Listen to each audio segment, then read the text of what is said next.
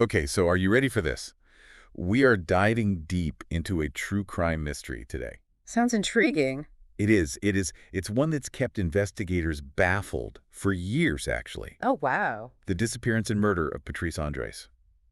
I've heard of this one. Yeah, you might be thinking, oh, another missing persons case, Yeah. right? Yeah. But trust me, this one, it's got so many twists and turns. And Patrice wasn't just anyone. She Right. was living the dream. Yeah. She's a hairstylist. She owned her own salon. Always wanted to do that, huh? Yeah, I know, right? Timbre Trim and Tan. Catchy name. It is. It is. And then poof. Gone. On April 15th, 2004, vanished. Just like that. In the middle of the day. Yeah, and leaving behind all these clues that just don't add up. Okay, so what happened? Give me the rundown. All right, so picture this. It's broad daylight. Patrice is at her salon. Oh, Everything seems normal. Mm-hmm. Then two customers walk in for their appointments around noon. It's a busy day. Yeah, exactly. And they find the salon empty. What? Nobody there? Nobody. Her purse is still there, keys, even her lunch. Oh, that's strange. Right.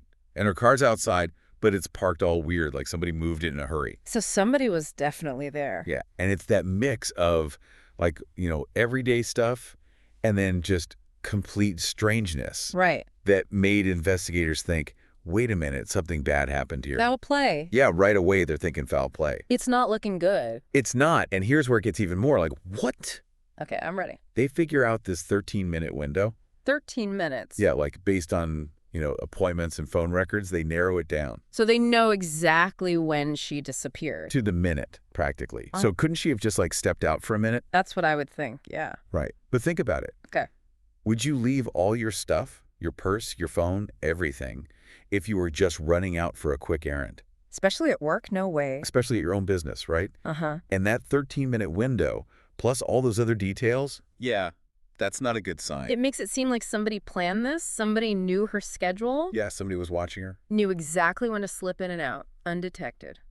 That's scary. It is scary. All right, so now everyone's looking around, right? And you know who they look at first? The husband. Of course, right. Patrice's husband, Rob. Mm-hmm. That was his story. Oh, his story. That's where things get really interesting. Oh, boy. So on the surface, he's the grieving husband. Taking it apart. Totally devastated. Okay. Yeah, but the people who knew Patrice, her son, family, friends, they painted a different picture of Rob. What did they say? They said he was controlling, possessive. Oh, no. Yeah, even jealous. And get this, divorce was on the table. Some maybe not so heartbroken after all. Right. So it's like a classic he said, she said. Except somebody's dead. Exactly. The stakes are way higher here. Way higher. And that makes you think, was he trying to control her? Yeah. Even in, Even in death, yeah. And the Death. thing is, for Rob, he had an alibi. He did, but he also knew Patrice's schedule like the back of his hand. Oh, yeah, he knew when she'd be alone. Exactly. So he had opportunity, and he could totally control the story afterwards, Yeah, make himself look innocent. Exactly. Oh, I'm so worried. Meanwhile, he's covering his tracks, potentially. Wow, that's cold. It is. It is. So we've got a potentially angry husband Huh? who knows exactly when she's alone. Seems like a pretty strong suspect. Right, open and shut.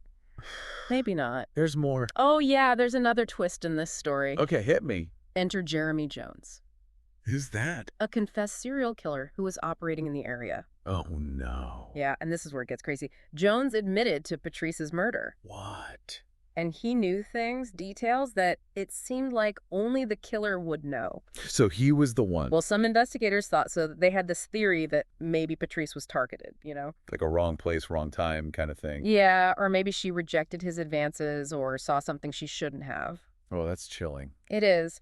But here's the twist. Another one. Jones later takes back his confession. Says he didn't do it. Oh, come on. So is he messing with them? Some investigators thought he was just an attention seeker, Just trying to get his name out there. Exactly, but one detective, he stuck to his guns. He was convinced Jones was guilty. So who do you believe? Right.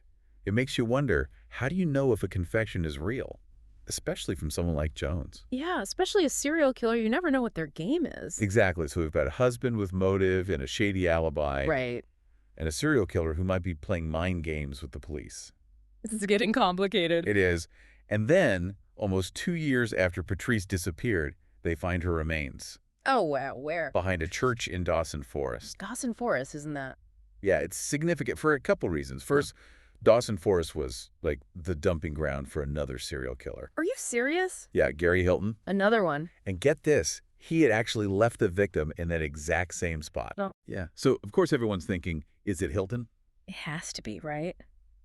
But the evidence didn't link him to Patrice's case. So, two serial killers using the same spot. I know, it's more than just a coincidence, right? It's like they knew about this place, like it called to them or something. Yeah, it suggests something about Dawson Forest drew these guys there, you know? Maybe it was remote, lots of trees, nobody around to see. Like they thought they could get away with it. Exactly. And while it doesn't directly solve Patrice's murder, it adds to the creepiness factor. Big time.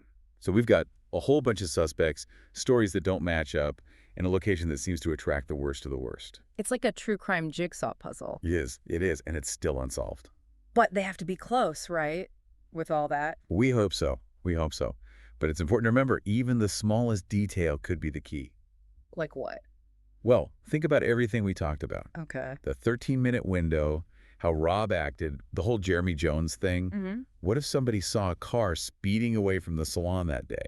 Or somebody talking to Patrice who looked suspicious. Exactly. Don't dismiss anything. If something comes to mind, even if it seems small, tell the authorities. You never know. It could be the missing piece. Exactly. Justice for Patrice might be just one memory away. It's worth a shot. Absolutely. We have to do it for her. We do.